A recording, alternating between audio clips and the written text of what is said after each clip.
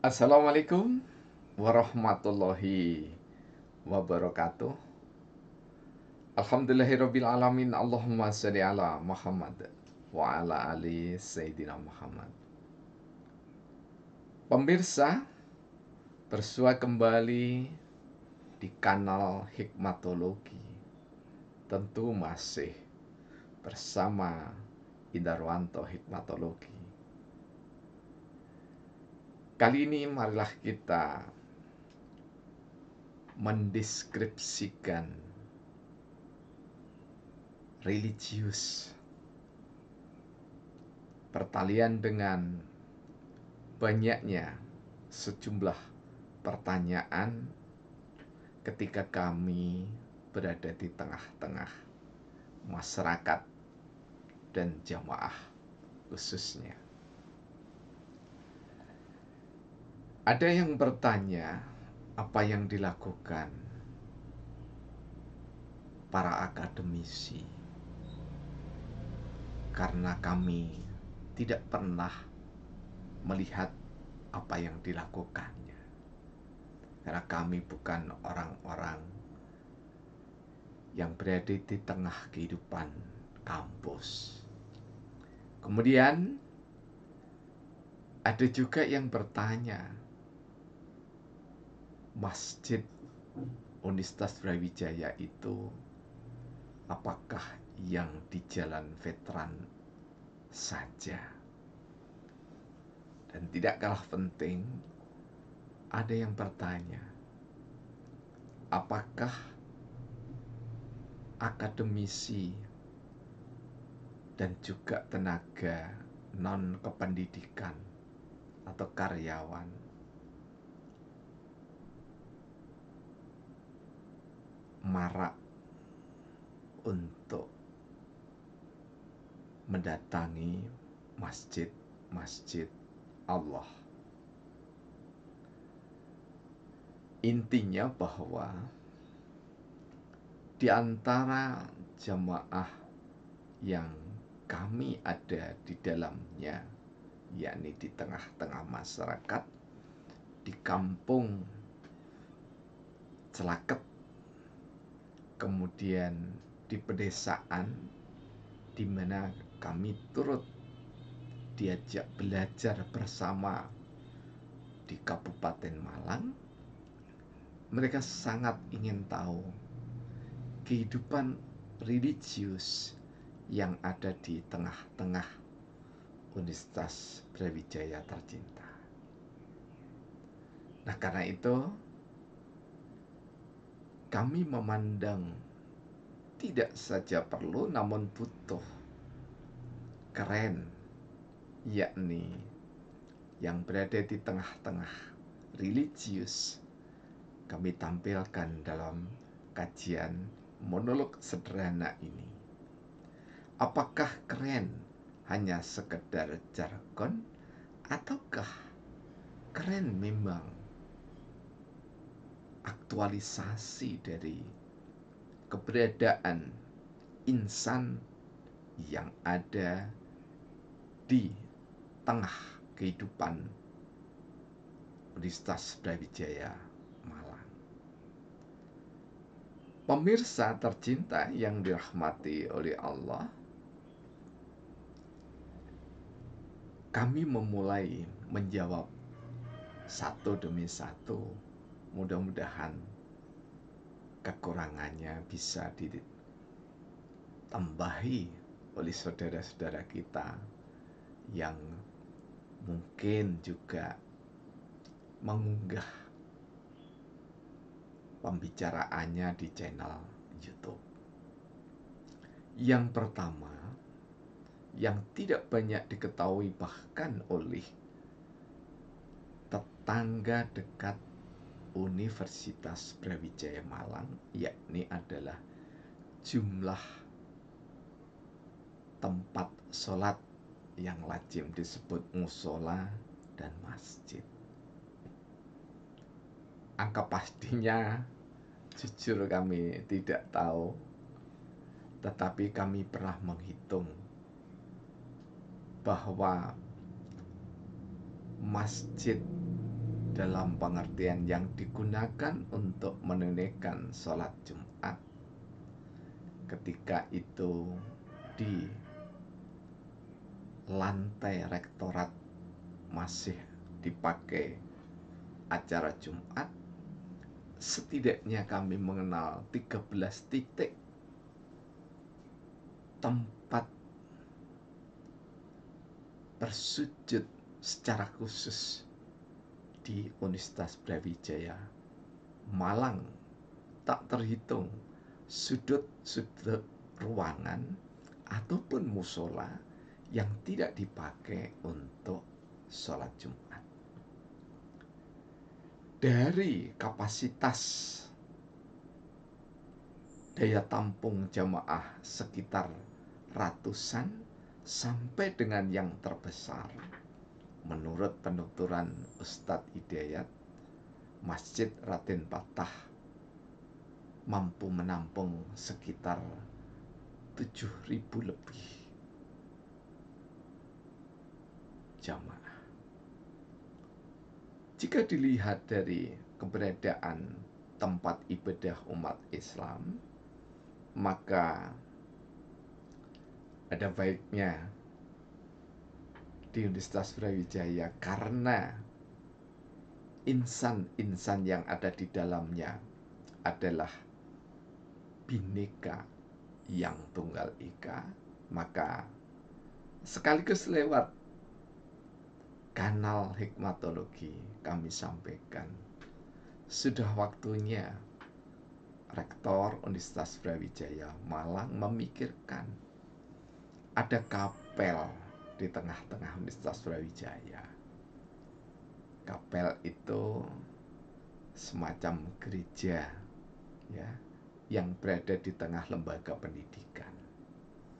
Besar kecil jika itu di tengah lembaga, maka disebut kapel menurut sejumlah biarawati yang bertetangga dengan kami, yakni adalah Biara Ursulin. Juga patut ada semacam vihara kecil karena kami tahu ada dosen dan mahasiswa yang beragama Hindu. Tapi juga tidak menutup kemungkinan yang berkepercayaan kepada Tuhan Yang Maha Esa dan agama-agama lain.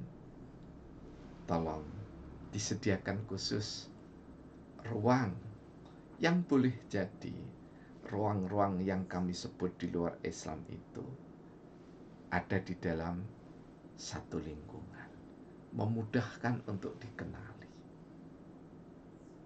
Jadi Universitas Brawijaya tercinta yang kita banggakan, berangsur-angsur diharapkan bisa memenuhi hajat hidup rakyat banyak dalam wadah Universitas Brawijaya yang di dalamnya tersedia tempat-tempat ibadah secara khusus bagi seluruh umat beragama.